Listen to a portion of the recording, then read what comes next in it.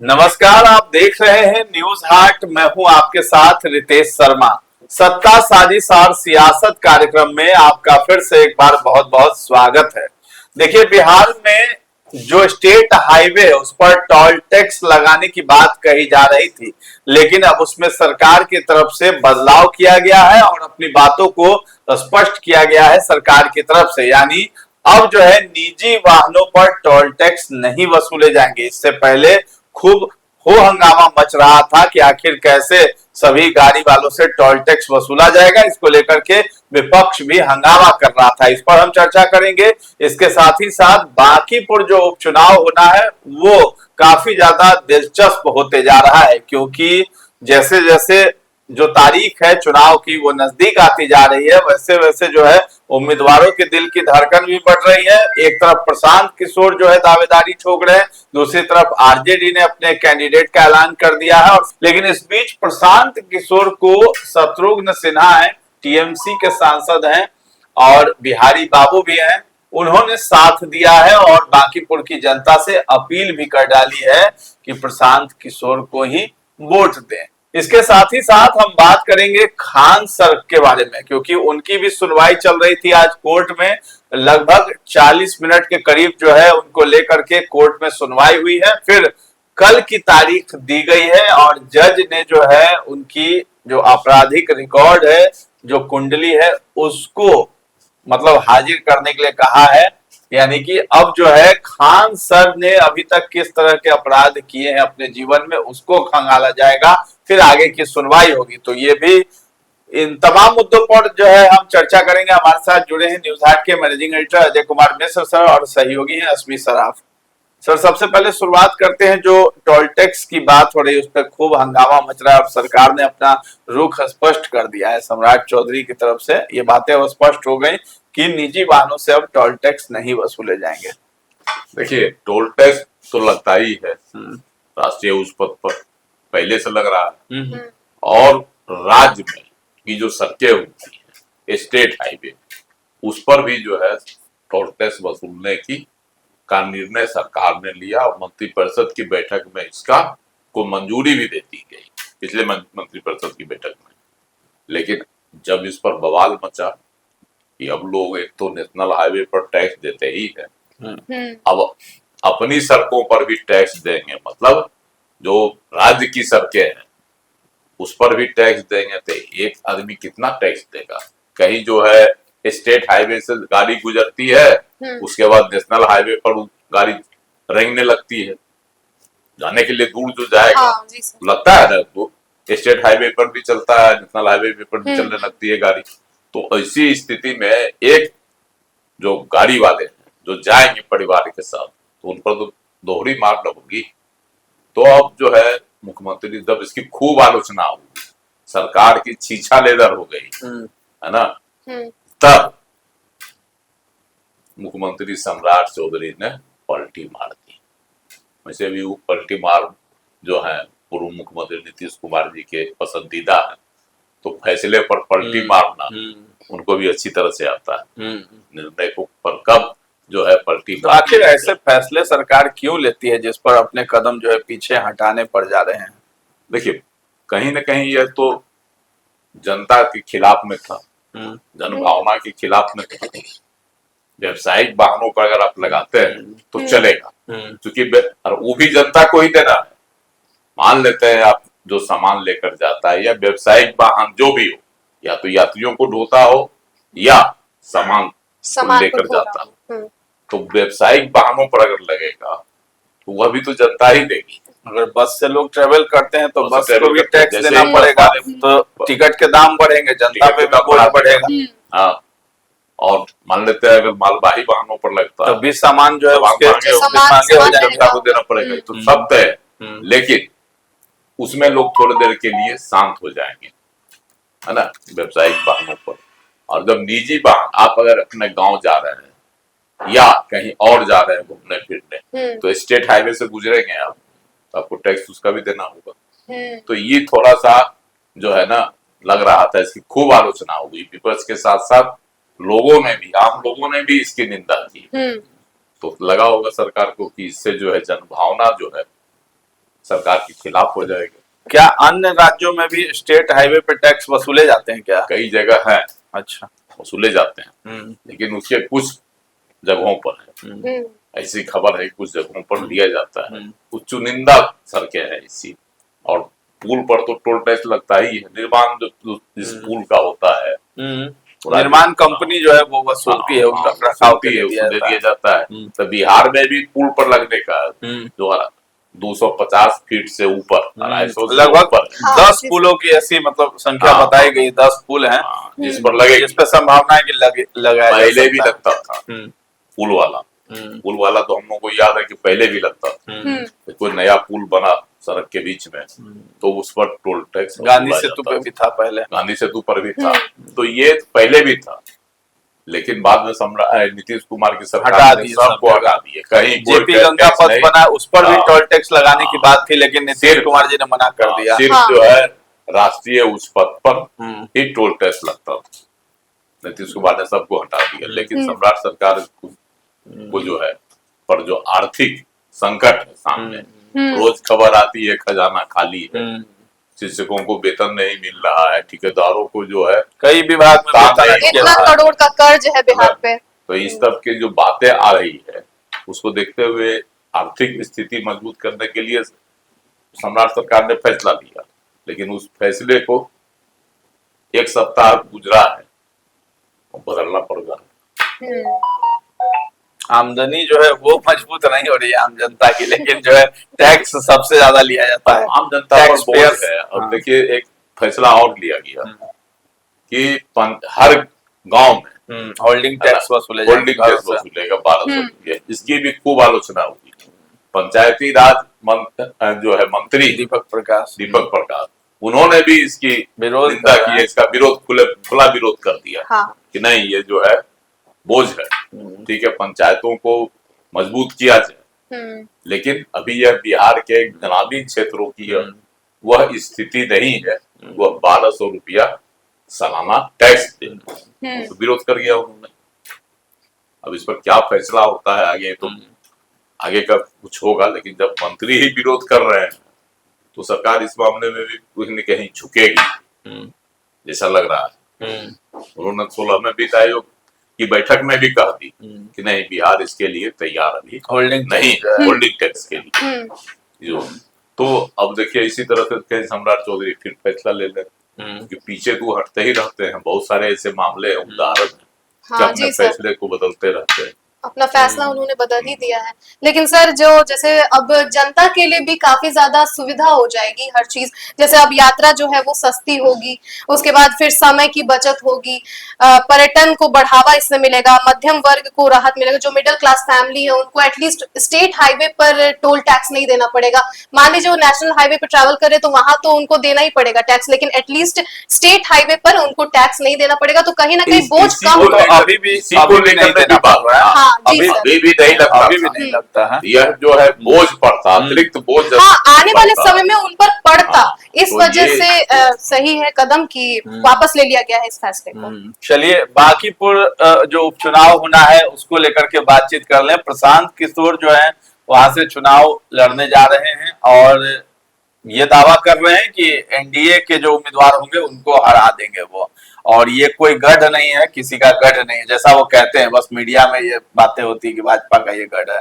अब जो है उनको जो है शत्रुघ्न सिन्हा है बिहारी बाबू वो समर्थन दे रहे हैं।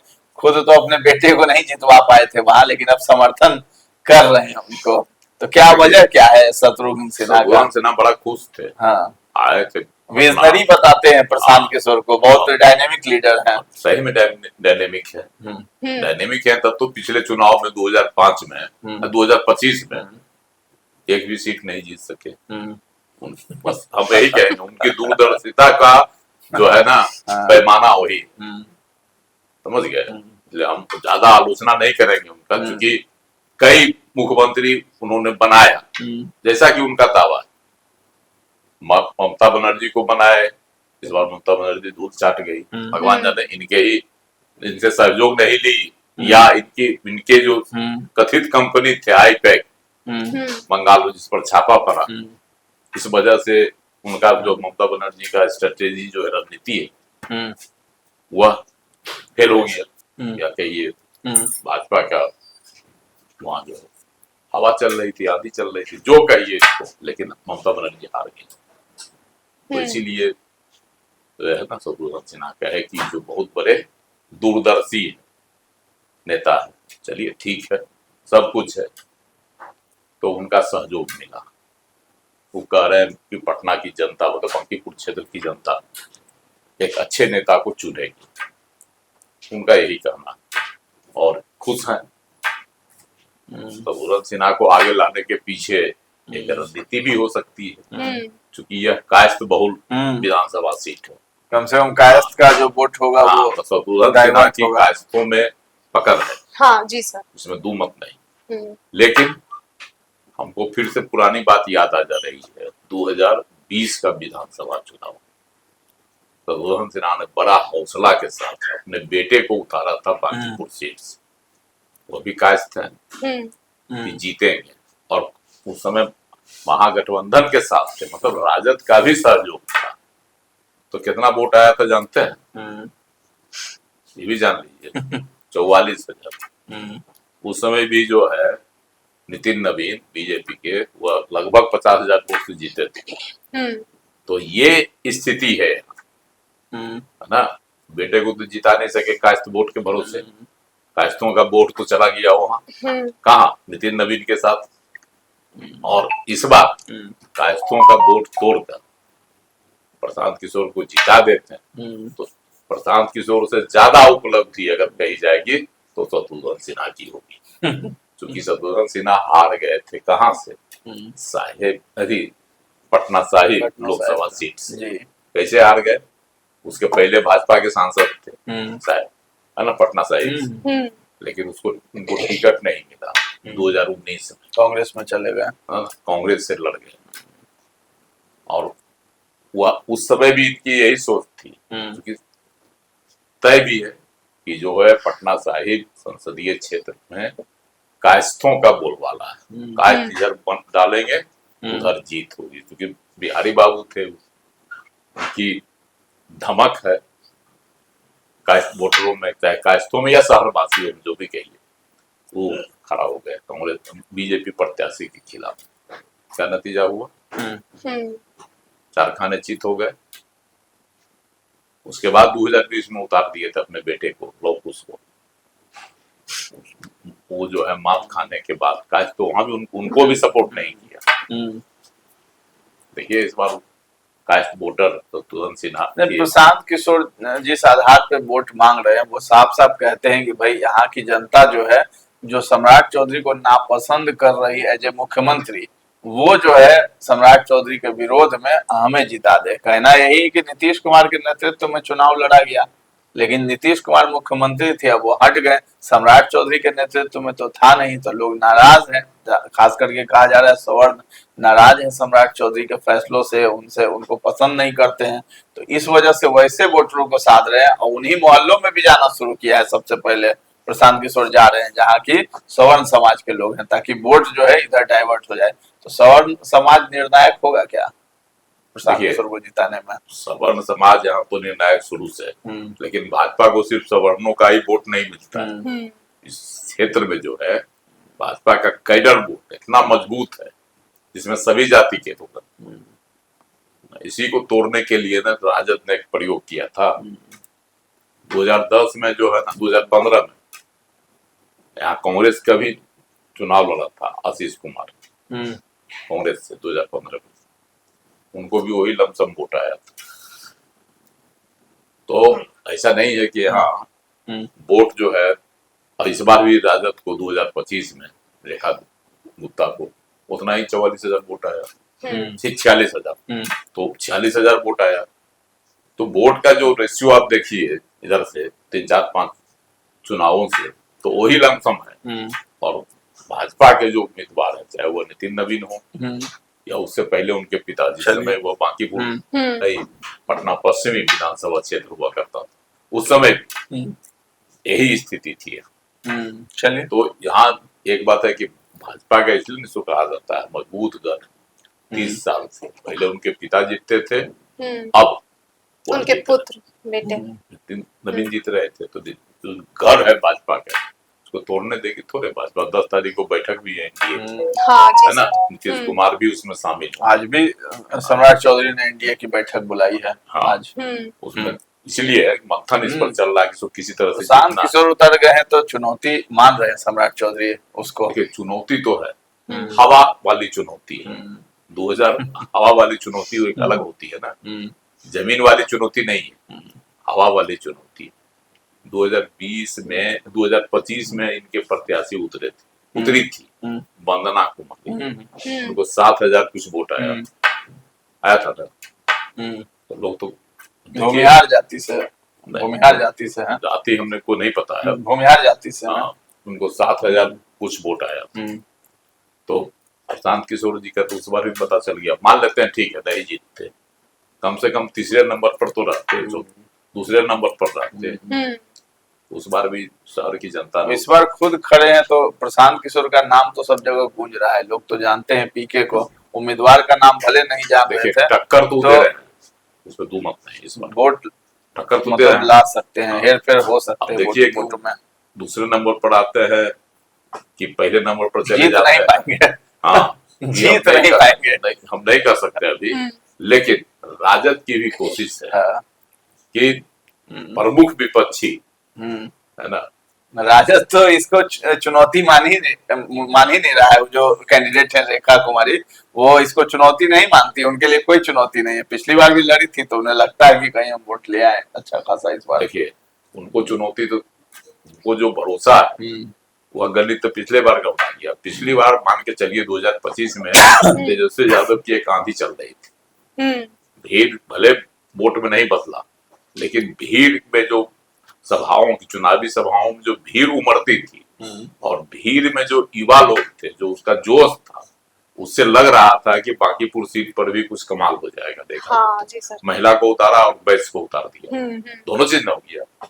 बैस समाज के आने से लोगों को लग रहा था कि बैस का वोट अगर काट ली रेखा गुप्ता, है ना, तो इधर यादव और मुसलमान के सबका वोट मिलकर जो है अच्छी मतलब चुनौती दे। एक विकल्प बन सकती है आरजेडी, लेकिन वही है कि उनके जो लीडर है तेजस्वी यादव, वो हमेशा जो गायब रहते हैं, तो सवर्ण भी उन पर आखिर भरोसा कैसे करे। ऐसे भी सवर्ण जो है आरजेडी पे भरोसा शुरू से खो चुके हैं। ये बात नहीं है, तेजस्वी यादव जान रहे हैं, लेकिन तेजस्वी यादव या आरजेडी के लोग यह कोशिश जरूर करेंगे कि प्रमुख विपक्षी पीके नहीं जीते।